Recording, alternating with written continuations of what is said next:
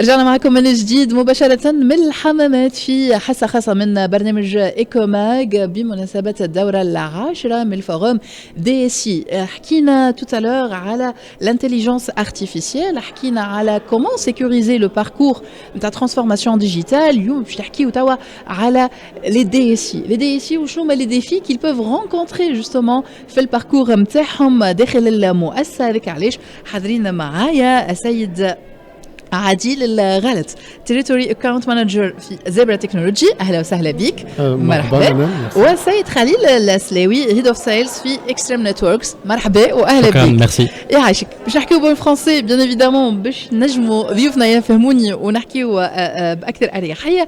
دونك اليوم السؤال جوستومون كيما قلت juste avant de commencer, les défis auxquels sont confrontés les DSI sont multiples certainement في différentes voilà نجم نقولوا في différentes étapes من البارcours نتاع la transformation digitale de l'entreprise ou même après la transformation digitale نحكيو عليها. Du coup okay, si on peut énumérer justement ces défis là et comment y faire face.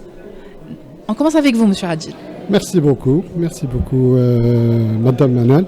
Alors, les défis sont nombreux durant la transformation. Ça dépend bien sûr de l'entité et de l'échelle de cette demande de transformation digitale. Maintenant, nous, en tant que constructeur de Zebra Technologies, je peux uniquement parler des défis que je connais, bien que j'ai vécu dans notre territoire. Alors, parce que nous, on est un constructeur de matériel, de traçabilité. Donc, ce qu'on remarque, c'est que les DSI qui viennent nous consulter, ils ont toujours des problèmes de compatibilité avec les nouvelles solutions qui chaque 6 mois, c'est des nouvelles systèmes, de nouveaux systèmes, des nouvelles versions de systèmes. Donc ils doivent rester toujours à jour, ils doivent changer leur matériel et être sûr que c'est compatible avec les solutions qu'ils ont, les ERP, les WMS, ça dépend du secteur, ça dépend du DSI, ça dépend de la société qui nous a consultés. Donc déjà, il faut le premier challenge, c'est de rester à jour. Maintenant, le deuxième challenge, ça reste que je remarque beaucoup, c'est alors tous les DSI, ils ont des contraintes de leur management, on va dire. Alors voilà, c'est leur management. Ils peuvent, s'il n'y a pas une synchronisation en interne entre le budget, quelquefois on remarque que la vision elle est plus grande. Leur vision de ce qu'ils veulent faire, par exemple tout le monde veut utiliser la dernière technologie, que ce soit RFID, l'intelligence artificielle. Mais le budget ne suit pas cette vision-là. D'accord. Donc, je pense qu'il faut être réaliste, d'accord. Il faut synchroniser la vision avec le budget qu'on a et toujours voir le but final. Qu'est-ce qu'on veut livrer à la fin. D'accord. Et de là bâtir le besoin et aligner le budget avec. Donc pour moi, je peux déjà commencer par ces deux challenges. Ouais. Qui sont énormes déjà. Je pense que j'ai remarqué, je pense qu'ils sont importants. D'accord. Pour vous, Monsieur Khalil, justement les défis, si on parle du DSI, on parle certainement de cybersécurité, on parle de cloud, on parle d'intelligence artificielle, et du coup, certainement tout ça offre un champ énorme de défis pour les DSI. Alors, ce que vous avez évoqué, on parle plutôt de défis technologiques. Technologiques, oui. Donc, en fait, effectivement, aujourd'hui, il y a des avancées majeures à plusieurs égards sur la partie cybersécurité, parce qu'aujourd'hui, c'est un vrai enjeu. C'est un enjeu business, parce qu'aujourd'hui, la cybersécurité peut paralyser un business, paralyser une entreprise et ses salariés. C'est un enjeu aussi de compétitivité, parce qu'en fait, une entreprise qui aujourd'hui va utiliser ces technologies-là va être beaucoup plus productive, les salariés vont être beaucoup plus productifs et vont pouvoir adresser un marché qui est beaucoup plus vaste. Et donc, en fait, c'est un vrai business au sein de la DSI de pouvoir aider l'activité de l'entreprise en développant toutes ces nouvelles avancées majeures d'un point de vue purement technologique. Moi, je voulais aussi catégoriser en fait les défis aujourd'hui sur plusieurs on va dire, sur 3 axes majeurs. Le premier, il est technologique, c'est ce qu'on vient d'évoquer. Et effectivement, aujourd'hui, il y a une course contre la montre sur un certain nombre de sujets, l'IoT, le cloud, l'intelligence artificielle, et surtout dans des régions aujourd'hui qui n'ont pas d'implantation locale avec des cloud providers locaux. Donc c'est un vrai sujet aussi de souveraineté. Oui. Il y a un deuxième volet qui est celui de la budgétisation et de la cohérence avec le business, parce qu'aujourd'hui, en fait, toutes ces technologies coûtent de plus en plus cher, oui. Et aujourd'hui, on demande au DSI de réduire la voilure, de réaliser des économies, et effectivement, c'est un challenge qui peut être très compliqué. Ouais. Le troisième point pour moi, qui est aussi essentiel et qui accompagne ces 2 premiers points, en fait, c'est le time to market. On demande au DSI de réagir plutôt que de prédire l'avenir et de pouvoir préparer l'avenir. Donc on lui demande de réagir à des tendances marché, on lui demande de réagir à des évolutions, et aujourd'hui en fait les DSI des fois sont pris de court pour pouvoir servir les métiers.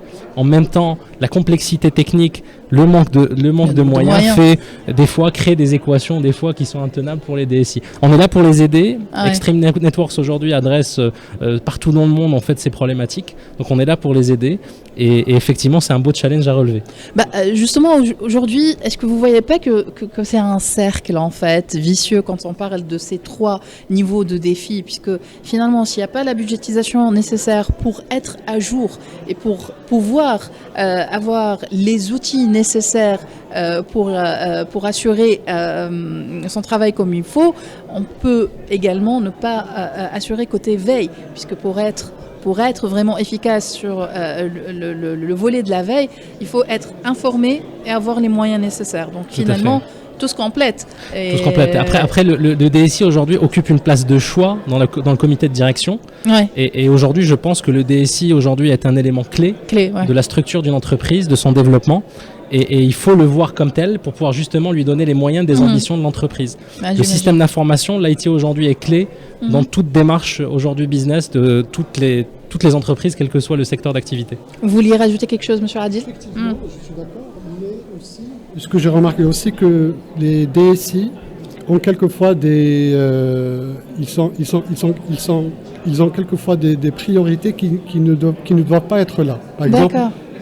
Par exemple, optimiser la productivité, par exemple. Normalement, il y a des départements, je parle de l'Afrique du Nord, parle pas, je sais qu'en Europe et dans d'autres régions, on a notre organisation. Je pense que les DSI en Nord-Afrique, ils sont surmenés, ils ont plus de tâches qui ne doivent pas être là. Pour vous, ils doivent être dédiés exclusivement à des tâches bien définies. Bien définies, ne pas mélanger, optimiser par exemple le revenu, optimiser la productivité et donner ça à un DSI. D'accord. Le DSI, par exemple, il faut avoir un département d'optimisation qui vient chez le DSI, il lui explique sa vision. C'est ce qu'on veut faire, et c'est au DSI de trouver les bonnes solutions et les bons matériels pour le faire. D'accord. Mais c'est pas à lui de créer cette stratégie et de faire ce travail-là.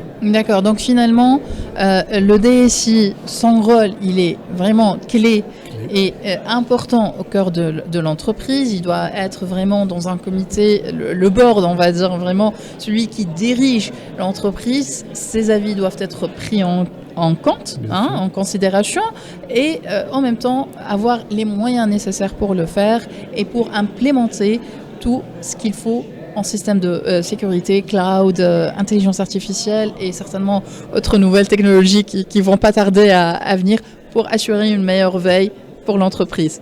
Je crois que j'ai bien résumé là. Parfait. Eh bien, parfait. Merci à vous. Merci d'avoir répondu à nos questions. Merci d'avoir été parmi nous, Monsieur Adil Al-Ghalet, Territory Account Manager chez Zebra Technology, وسيد خليل سلاوي Head of Sales في Extreme Networks. شكرا لكم، يعطيكم الصحة. شكرا. ما زلنا مواصلين معكم في آخر بارتي من برنامجنا إيكوماك. خليكم